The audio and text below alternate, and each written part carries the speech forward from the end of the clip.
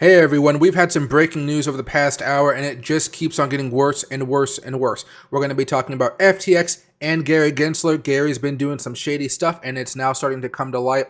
Before we get started, everybody, please check out the daily sponsor, BingX. If you sign up using my link down below, you will get $100 of free credit to use for any trades you want, which means you can actually trade with the money instead of just using it as fee money, okay? Now, let's hop on over here and it's just bad, okay? So the first thing over here as far as Sam Bankman-Fried, we got two parts here, really three, but let's just start off nice and easy. Just in, Sam Bankman-Fried and FTX's inner circle reportedly had a secret group chat on Signal called Wire Fraud. I don't know how stupid these people were, but this is just not going to help them in court. And it just kind of shows you that these guys are just not good people at the top. They really did do a lot of fraud here, a lot of damage. That's not the biggest bombshell about Sam, but before we hop off of Twitter for a little bit, this is the bombshell about Gary Gensler. I mean, we all knew the guy's kind of shady. He has his, network there. He's had a lot of meetings with Sam. But listen to this. Bombshell exclusive from Tom Cartensier. Fox News, Biden's SEC chairman Gary Gensler deleted key details of meetings with George Soros, Hillary Clinton, and Nancy Pelosi from the public version of his calendar. That's huge in itself. For now, let's just not care about that. If you guys are more politically inclined, you know that's really bad. But now they're going to say, did they discuss FTX and Sam Bankman-Fried? I bet there were some things that he left out with those meetings, and I'm hoping we can get to the bottom of that, because when Republicans take control of the House in January, they will have subpoena power to go after Gary Gensler, and I suspect they will in this whole FTX fiasco.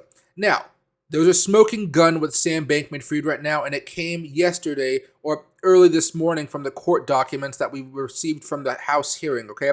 So, this that you guys are looking at right now is basically just the testimony of Mr. John J. Ray III. He's the new guy leading the ship at FTX to try to fix all these problems and get people as much money as they can. This is his testimony for tomorrow. He's going to read all this, and then he's going to answer questions.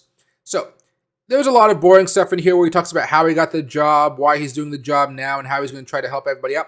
But there's a few things you guys have to understand, and this is why Sam Bankman-Fried is going to go to jail, okay?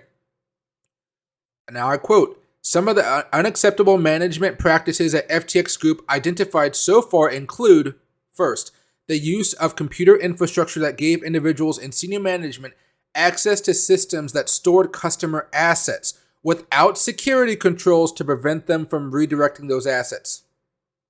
So if I was an FTX employee, I could see your guys' portfolio, I could see your guys' wallets, and I can just move the money from your wallet into my personal account. That's how come I think towards the end we saw so much fraud going on, people pulling out money left and right. It's because the employees were doing what they could to get back their money. Now, second, the storing of certain private keys to access hundreds of millions of dollars in crypto assets without effective security controls on encryption. Or encryption, not even with encryption, just or encryption. I'm surprised they didn't get hacked sooner. I really am.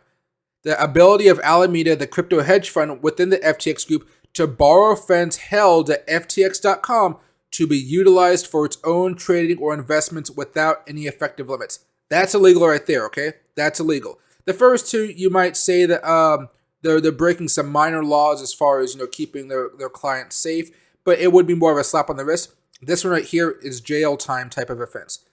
The commingling of assets, jailable offense. All right, bad, bad, bad.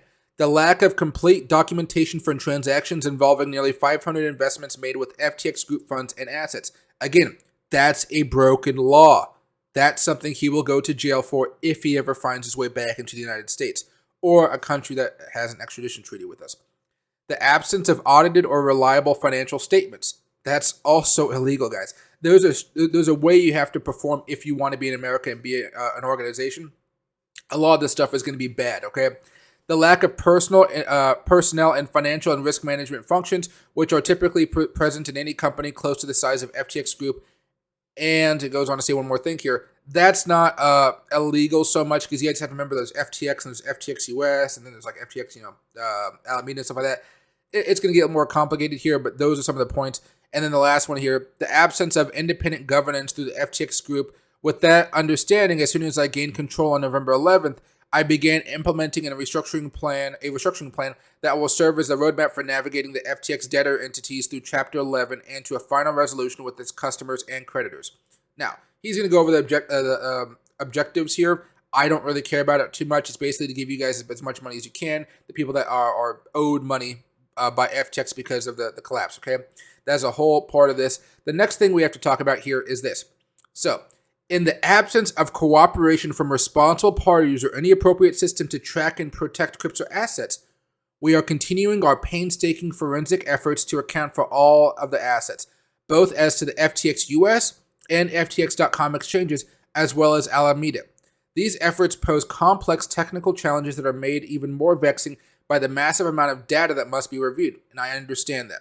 At the same time, the review must be conducted in a highly secure fashion to avoid the risk of compromise or loss of assets. Remember, they must be still building that protocol there to keep everybody's assets safe. Now, while many things are unknown at this stage and many questions remain, we know the following. Here's some more bad stuff here. These are all laws that were broken, okay? First, customer assets from FTX.com were commingled with assets from the Alameda trading platform.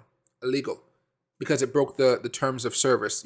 When you signed up for FTX, it was in the service that your money would not be used for something like this, unless you were actually asked and agreed to it. No, they never asked in the first place.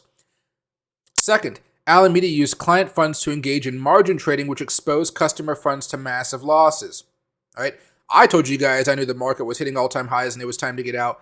But these guys, obviously, like most people that are in this field, the gravy train keeps on going on until you really just bust out, right? Third, the FTX group went on a spending binge in late 2021 and 2022, during which approximately $5 billion was spent buying a myriad of businesses and investments, many of which may be only worth a fraction of what was paid for them. That could be some fraud within itself, guys. We have to figure out exactly what he bought, but I know there's been a few news articles about that, but only a few. We've only touched the surface because the media really doesn't want to go down that path because they're still defending Sam Bankman-Fried.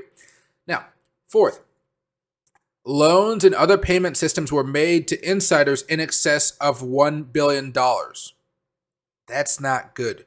And then finally, fifth, Alameda's business model as a market maker required deploying funds to various third-party exchanges, which were inherently unsafe, and further exacerbated by the limited protections offered in certain foreign jurisdictions. So, Sam Bankman-Fried, if he ever comes to the United States, he'll probably be arrested. He will go to jail. There's enough evidence here, and this is going to be said all under oath, that's going to make him most likely go to jail here through a long court process. It may take a year or two. But I think it's important that you guys understand here. We have the information. They have everything they need to put him in jail. They're probably going to have to figure out a way to organize it and put it into a way that can be, told to a jury or a grand jury starting off. I don't think that's the problem. I think the problem right now is just getting Sam to come back to America because he knows he's in a lot of trouble. Even Sam's parents have fled the United States and gone to the Bahamas. Even they have fled, okay? Those legal bills are going to consume them if they try to fight it in court. It's just going to annihilate them. Hopefully, there's a way to get him back, and then we just snatch him up. I don't really think America's going to send some special forces out there looking for Sam Bankman-Fried and his wild haircut, okay?